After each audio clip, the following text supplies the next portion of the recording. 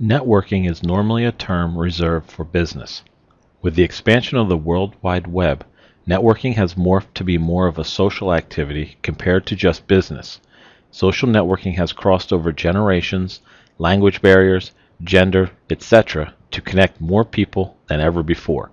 Welcome. My name is Matt Evancho. Today we are going to look at social networking and how it can be utilized within the classroom. First, we will look at answering the question, what is social networking? We will then take a look at where social networking is and the available sites. We will identify who is utilizing social networking sites by race, gender, and age group. An important factor that must be considered is how do the net generation learn. We will look at a few of the learning styles of the net generation. We will finish up by identifying a few ways in which we can incorporate social networking capabilities within the classroom. The first step in attempting to use the power of social networking within our classrooms is understanding what social networking is. According to whatis.com, social networking is defined as the practice of expanding the number of one's business and/or social contacts by making connections through individuals. For our purposes, we will focus on the expanding of one's social contacts. A number of illustrations show this as a circle connecting individuals.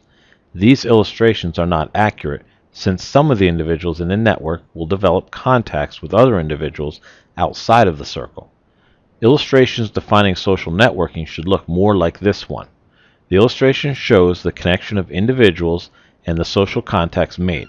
The illustration also shows how individuals can be connected that do not have a direct, but rather indirect social connection online. The net generation is comfortable using the internet for research. We need to teach the students that social networking can be used as a form of research as well as a support group for educational questions.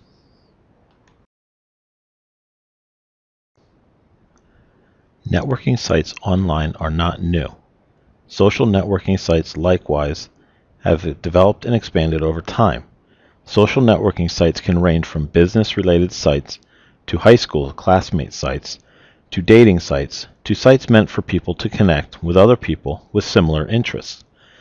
The movie Social Networking discusses one of the most popular networking sites today and what its purpose was intended to be. Listed are 5 of the most visited social networking sites currently available on the internet.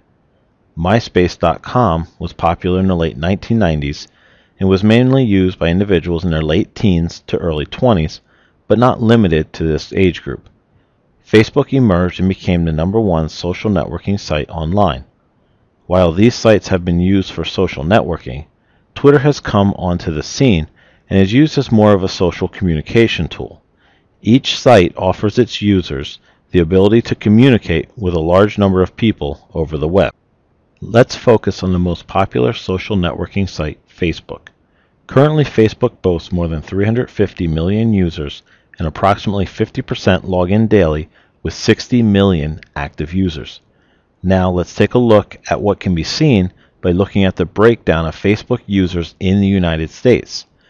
As you can see, there is almost an equal distribution of Facebook users in the United States among male and female users. With the ability to access Facebook wirelessly, more than 65 million users access the site through the use of their mobile devices.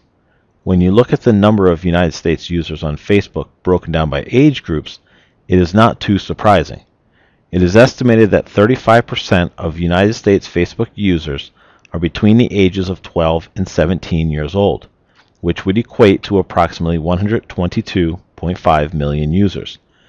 It should not be too much of a surprise that 46%, or approximately 161 million, are between the ages of 18 and 34.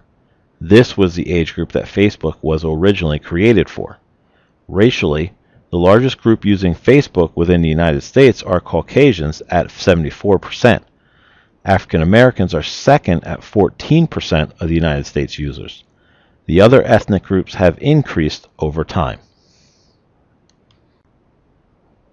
Typically, the net generation describes a person who was born after 1990.